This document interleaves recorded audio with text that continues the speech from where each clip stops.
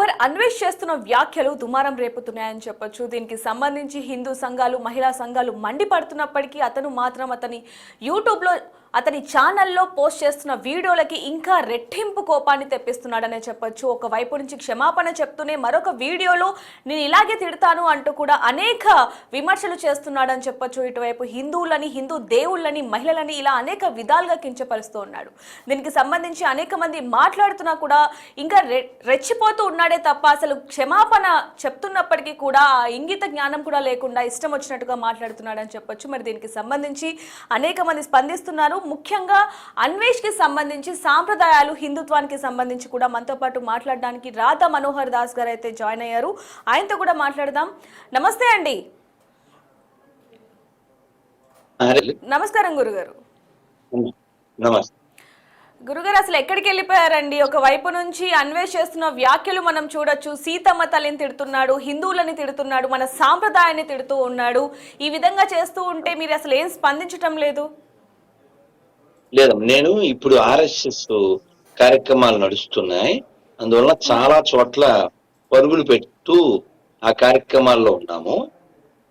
అది సంగతి. అయినప్పటికీ ఇక్కడ నేను స్పందించకపోయినా చాలా మంది మన వాళ్ళు బాగా స్పందించారు, కొత్త కొత్త వాళ్ళు స్పందించారు. దానికి మనం చాలా ఆనందించాలి. ఇప్పుడు నువ్వు ఏమడగలో అడిగి నన్ను. ముందు ఇదంతా కూడా చూసుకుంటే శివాజీ దగ్గర నుంచి కూడా ఇది స్టార్ట్ అయిందని చెప్పొచ్చండి. అంటే ఆడవాళ్ళు నిండుగా బట్టలు వేసుకుంటే ఎటువంటి ఇబ్బందులు కూడా ఉండవు, అంటే అసభ్యకరంగా ఎవరు చూడరు అంటూ కూడా శివాజీ మాట్లాడిన మాటల నుంచి కూడా ఇదంతా స్టార్ట్ అయింది. అనసూయ గారు మళ్ళీ ఇప్పుడు కొత్తగా పోస్ట్ కూడా పెట్టడం జరిగింది. మా బట్టలు మా ఇష్టం, మేము ఎలాగైనా చేస్తామంటే ఇప్పుడు షూట్ వేసుకొని మరి ఇప్పుడు కొత్తగా ఇంకొక పోస్ట్ కూడా చెప్పడం జరిగింది. అసలు ఏం చెప్తారు దాని గురించి మీరు? అమ్మా, మనం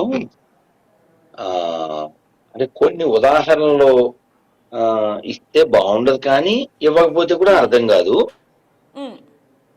మనకిచ్చిన స్వేచ్ఛ ఈ భూమి మీద చాలా స్వల్పం, మనకున్న ఆయుధాయం కూడా చాలా స్వల్పం. కానీ మూర్ఖత్వం చేత ఈ శరీరం నేను అనుకుని అహంకారం చేత అలా ప్రవర్తించవచ్చు. ఒక రూడ్ ఎగ్జాంపుల్ చెప్తాను, మరి బాగుండదు కానీ చెప్పబోతే కూడా బాగుండదు. చెప్పండి. ఒక అబ్బాయి అంటే నా ఇష్టం అనే వారి కోసం ఇది సూటబుల్ గా ఉంటుంది. ఒక అబ్బాయి రోడ్డు పక్కన టాయిలెట్కి వెళ్తూ అరటిపండు తింటున్నాడు. తింటుంటే ఎవడో దారిని దరిద్రుడా, ఇన్కమింగ్ అవుట్ గోయింగ్ ఒకేసారి చేస్తున్నావరా అన్నాడు. వాడు ఇదే పదం వాడాడు, నా ఇష్టం రా, నంజుకు తింటా అన్నాడు. మనం ఏం మాట్లాడలేం కదా, అలాంటి వాటి మీద మనం ఏం కామెంట్ చేస్తాం నాన్న కదా. భగవంతుడు మనిషికి మాత్రమే ఇంగిత జ్ఞానం అని ఒకటి ఇచ్చాడు. పిల్లలు చేయి కడుక్కోకుండా తినడానికి వస్తే అమ్మ చేయి కడుక్కోమని చెబుతుంది. మరి ఒక కుక్క డైరెక్ట్ గా మూతితోనే తింటుంది. జంతువులకి ఓ సిస్టమ్ పెట్టాడు, ఆ సిస్టమ్ ఫాలో అవుతుంది. మనుషులకు పెట్టిన సిస్టమ్ ఇష్టం అనే పేరుతో ఇష్టం వచ్చినట్టు ప్రవర్తిస్తున్నారు. శరీరం ఎవరికి చూపించాలి అనేది ఒక సామాజికంగా ఆలోచిస్తే సాంప్రదాయాలు అవి పక్కన పెట్టినప్పటికీ నైతికత అనేది ఒకటి ఉంటుంది కదా. ఈ నైతికతను బోధించేదాన్ని సామాజిక అంటారు. ఆ నైతికత ఏం చెబుతుందంటే తన శరీరం భర్త ఒకరికే చూపిస్తే బాగుంటుంది అనేది మొన్న మధ్య సుమన్ గారు కూడా చెప్పారు. లేదండి మేము ఊరుమ్మడి సరుకులాగా అందరికీ చూపిస్తాము అనేవాళ్ళు చూపించవచ్చు. శాస్త్రపరంగా వాళ్ళు వచ్చే జనంలో చెట్టే పుడతారని శాస్త్రాలు చెప్తున్నాయి భాగవతంలో, ఆ గ్రంథాల్లో. అయితే విషయం ఏంటంటే మనం ఒక పొజిషన్కి వచ్చిన తర్వాత, ఓ మంచి కుటుంబంలో పుట్టిన తర్వాత మనకి ఇచ్చిన అవకాశాన్ని మనం ఇష్టం పేరుతో సిస్టమ్ను పాడు చేయకుండా, అంటే ఇంకొంచెం మీకు బాగా చెప్పాలి అంటే నిన్నే నేను ఫేస్బుక్ లో పెట్టాను, ఇప్పుడుండే పరిస్థితుల్లో మనం సామాన్లు, అమ్మా వింటావా? వింటున్నానండి, చెప్పండి.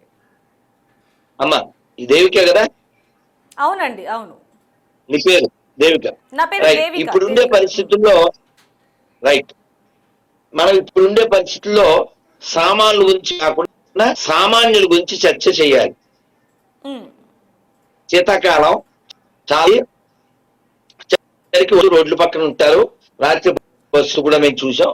కాబట్టి ఇప్పుడుండే పరిస్థితుల్లో మనం సామాన్లు అనేది వదిలేసి సామాన్యుల గురించి ఆలోచిస్తే ఆ పొజిషన్ ఎవరు పొందారో పొజిషన్ దానికి వాళ్ళు న్యాయం చేసిన వాళ్ళు అవుతారు. లేదు, ఇప్పుడు ఒక ఉదాహరణ ఏమిటంటే సన్నీ లియోన్ ఆవిడ ఒకప్పుడు జీవితం ఆ ఒక విధమైనటువంటి జీవితం జీవించింది. కానీ భారతదేశానికి వచ్చి ఆవిడ చీర అది కట్టి జనగణమన వందే మాతరం ఇలాంటివి కూడా ఆవిడ పాడుతూ చాలా ఒక ఇన్స్పైర్డ్ గా ఉంది కదా, ఇన్స్పిరేషనల్ గా, అవునా?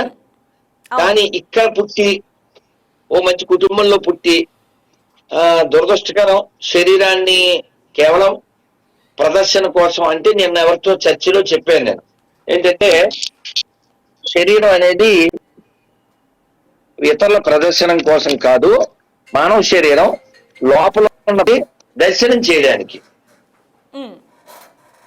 కాబట్టి మా శరీరం మేము చూపిస్తామంటే ఓ మంచి ఉదాహరణ ఇస్తాను.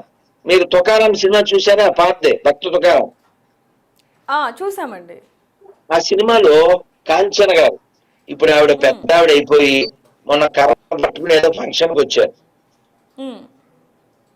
ఆవిడ చాలా అందగత్తే. ఆ సినిమాలో డాన్స్ అది చేసి తుకారాం గారికి వికారం తెప్పిద్దామని అనుకుంటుంది. అప్పుడు ఆయన ఒకసారి అద్దంలో చూసుకో, నీ నల్లని జుట్టు తెల్లగా అయిపోతుంది, నీ గట్టిగా ఉన్న చర్మం లూజ్ అయిపోతుంది, నువ్వు నడవలేని స్థితికి వస్తావు, ఇదే భవిష్యత్తు, నీ పళ్ళు రాలిపోతాయి, చూపు పడిపోతుంది అని ఆవిడ గడ్డి పెడతారు. ఆవిడ కాళ్ళ మీద పడుతుంది. ఇటువంటిదే మా సాంప్రదాయంలో హరిదాస్ ఠాకూర్ అని ఒక ఆయన ఉంటారు, వారి విషయంలో కూడా జరిగింది. సో కాబట్టి ఈ శరీరం శాశ్వతం కాదు, ఇది మా భగవంతుడు మనకి ఇచ్చిన పెద్ద గిఫ్ట్. దీన్ని ఇష్టం వచ్చినట్టు దుర్వినియోగం చేయకుండా ఉండాలని సెలబ్రిటీల్లో ఒళ్ళు చూపించి ఏదో పొందాలనుకునేటువంటి అజ్ఞానులకి నా విజ్ఞప్తి, అంతే. ఇక్కడ ఇంకోటండి, మనం చూడొచ్చు అవినాష్ మాట్లాడుతున్న మాటలు, అన్వేష్ మాట్లాడుతున్న మాటలు అవినాష్ కాదమ్మా, దేవిక. అవును, అందులో నువ్వు ఫస్ట్ చెప్పిన దాంట్లో తీసేసి చెప్పు. అది కూడా మీరు వింటేనే మంచిది, చెప్పండి. మీరు బాగుంటుంది అది. అమ్మ సో కాబట్టి నువ్వు చెప్పిన పేర్లో తీసేస్తే సరిపోతుంది. వినాశకాలే విపరీత బుద్ధి. సరే నాన్న, నువ్వు అడిగే నాన్న.